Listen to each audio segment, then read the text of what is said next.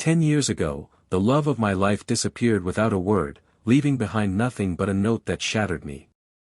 I spent a decade convincing myself I'd moved on. Then, one ordinary Tuesday morning, she walked into my office as my newest client. I thought I was seeing a ghost. "Gabriella?" I whispered. She looked at me with confusion, like she'd seen a stranger. "Logan," she said softly. "You're the architect." Every breath felt heavier. "Why did you leave me?" I asked. "Leave you?" she said, her brow furrowing. "Logan, I'm the one you left waiting at the train station." That moment cracked my entire world open. Because if she was telling the truth, then everything I thought I knew about our past was a lie. She sat across from me, calm and graceful, wearing the same shade of blue she'd worn the last time I saw her. But now, there was something deeper in her eyes, something fragile. "I just need an architect," she said. "Can we keep this professional?" I wanted to say yes. But how do you stay professional when the person sitting across from you is the ghost of your biggest heartbreak? We tried to talk about the house she wanted, a modern riverside home, full of light and space, but every word brought back memories I'd spent years burying. I asked about her life. She was married now. So was I. We both smiled politely, pretending it didn't hurt. Then she asked the question that changed everything. "Why didn't you respond to my letter?" "What letter?" I said. "The one I left for you. The one asking you to meet me at Union Station if you still wanted to be with me." I felt the air leave my lungs. "Gabriella, you're mistaken. You left me a note saying you didn't love me anymore. That what we had was a mistake." Her face went pale. "No, Logan. I would never have written that." For a moment, neither of us spoke. The silence felt like the space between two heartbeats, filled with 10 years of confusion and pain.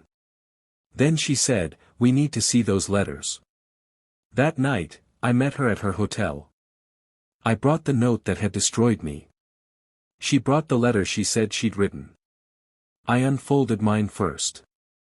It was written in her handwriting, or so I thought. "Logan," it read, "I'm leaving for California. What we had was beautiful, but a mistake. Please don't contact me again." Gabriella's eyes filled with tears as I finished reading. "That's not my letter," she whispered. "Look closely." And when I did, I noticed small things, the loops of her GS, the shape of her LS, off by just enough to be wrong.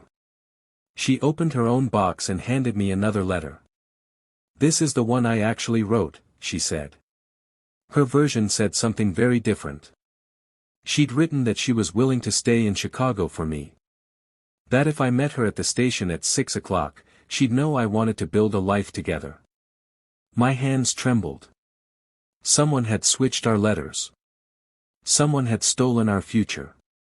We retraced every memory, every step.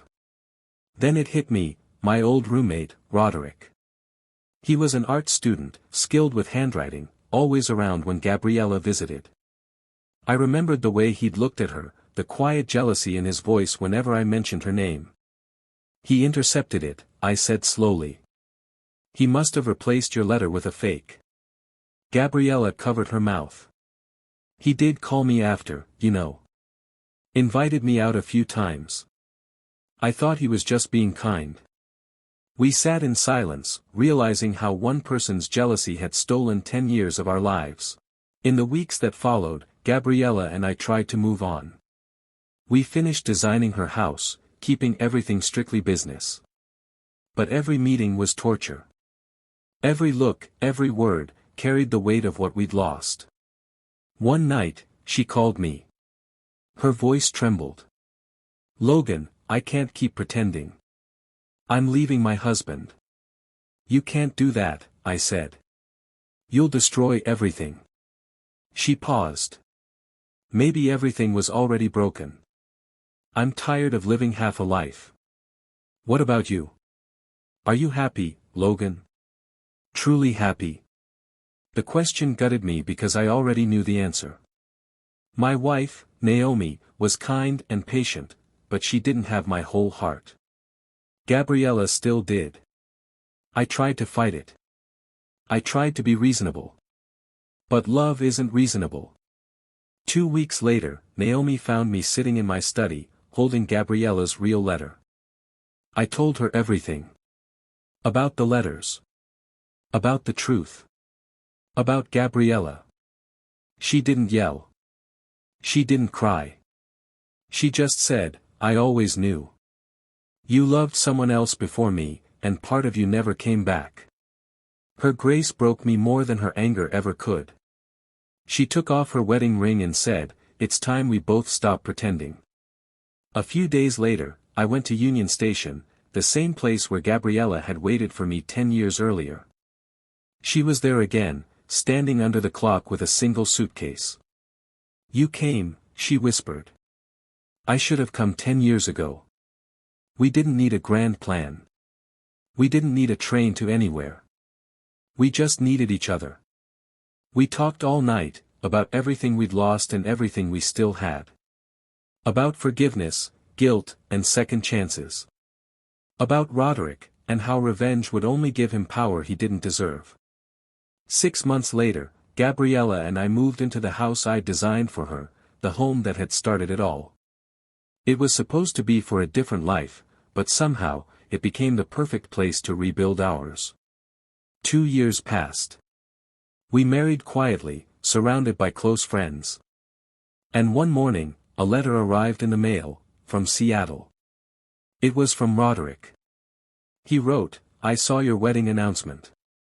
I know I can never undo what I did, but I needed you to know that I'm sorry. I was jealous, foolish, and wrong.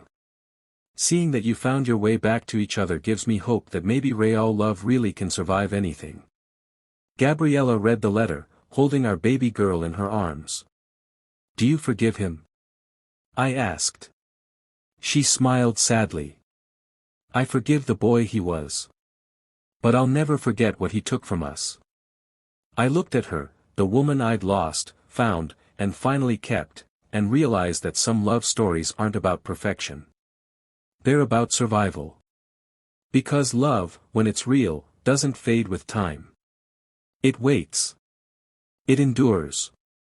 And if you're lucky enough, it finds its way back, no matter how many letters are stolen, no matter how many years are lost.